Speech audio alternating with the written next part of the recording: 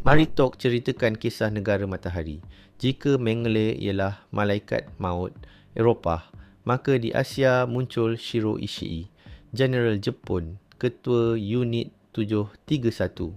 Lelaki ini tidak pernah pegang pedang di medan perang, tapi tangannya lebih berlumuran darah daripada ribuan askar. Eksperimen gila.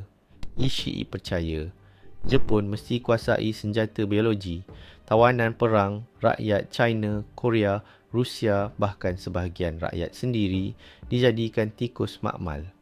Mereka dipotong hidup-hidup tanpa abuse, hanya untuk lihat bagaimana organ manusia berfungsi. Bangsa dipaksa minum air laut sehingga mati kehausan. Ada yang dibekukan hidup-hidup untuk kaji kesan radang dingin. Wanita dirogol oleh askar, kemudian dipaksa lahirkan bayi untuk dijangkiti penyakit wabak. Unit 731 juga lepaskan puluhan ribu kutu berpenyakit pes ke kampung-kampung Cina, membunuh orang awam yang tidak bersenjata. Anggaran 200,000 hingga 400,000 orang mati akibat eksperimen dan senjata biologi Ishii.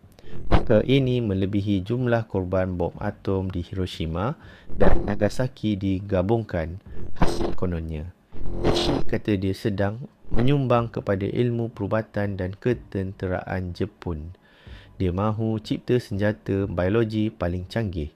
Tetapi yang lahir hanyalah statistik kematian dan data yang penuh darah. Nasib Ishii. Selepas Jepun kalah, Shiro Ishii sepatutnya dihukum mati sebagai penjenayah perang. Tetapi Amerika Syarikat melindunginya. Sebagai balasan, Ishii menyerahkan semua data eksperimennya kepada CIA dan tentera AL. Dia bebas, hidup aman di Jepun, meninggal dunia tahun 1959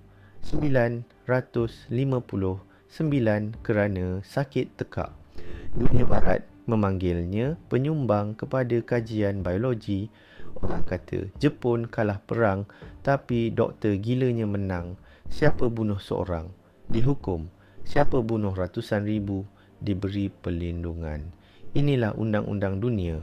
Pembunuh kecil dipenjara, pembunuh besar diberi Nobel atau kontrak rahsia. Unit 731 tidak pernah jadi mahkamah, kerana dunia lebih sayang pada data daripada darah manusia. Maka lahirlah generasi saintis baru yang percaya selama kau pakai kot putih, dosa akan jadi kajian dan neraka akan jadi hadiah.